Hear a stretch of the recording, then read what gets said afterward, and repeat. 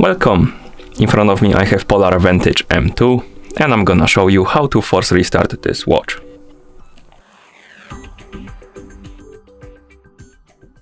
To force restart this watch, simply press and hold the middle button right here and keep holding it until the screen turns off. So let's press and hold the button, keep holding it.